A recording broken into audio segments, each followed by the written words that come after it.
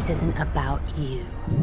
The Lady Loki reveal was really fun and really satisfying. Tell me why it felt right for you guys to introduce that character, not only in the show generally, but in episode 2 specifically. You know, I don't want to say too much about that character, except just that we want to keep building the thrill ride. And that felt like the right time to blow another big batch of dynamite and reshuffle the deck of the show moving forward. And we'll see what happens next. Is there anything you can say, perhaps more generally, about the dynamic between Loki and his female counterpart and how they might interact with each other? How would anybody think Loki might interact with another version of himself? Any Loki is a being of chaos. So you could probably draw your own conclusions about that.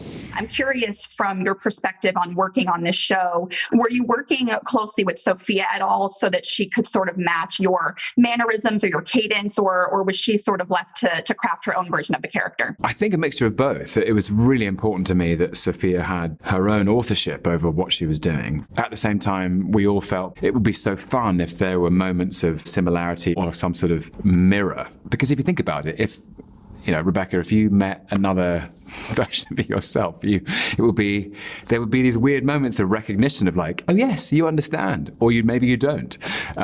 Sophia had loads of questions about various choices that I'd made, and I think some things she thought were useful, and some things she thought, no, actually, this is how this character is different from mine. And there's a lot of fun to be had in the balance, I suppose. There's a very big moment at the end where Loki steps through that portal. From your perspective, what is going through Loki's mind when he looks back at Mobius and then decides to go through the door anyway? Is he feeling any remorse there at all? I think certainly there's conflict.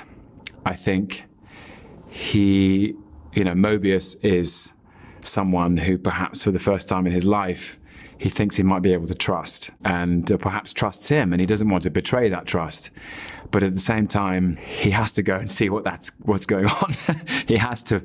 I think he can't help himself but follow because it's too strange and too provokes so much curiosity within him. So there is a huge conflict there. He thinks, I probably shouldn't do this.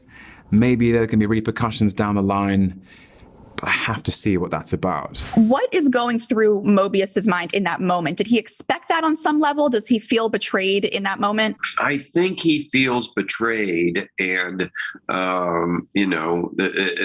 having studied his life and sort of knowing everything, you'd feel a little bit foolish also, because you can't ever really be surprised that the god of mischief would be up to something. I think there's a little bit of that, and sort of also maybe here we go. Yeah. Well, speaking of that, what can you tease about what's in store for Mobius after that ending to episode 2? Well, what was kind of exciting for me in sort of listening to sort of the Loki lectures and seeing so much of that character was the idea that this is a character people have, seen for 10 years, and that it's hard to break ground sometimes with a character that you know so well.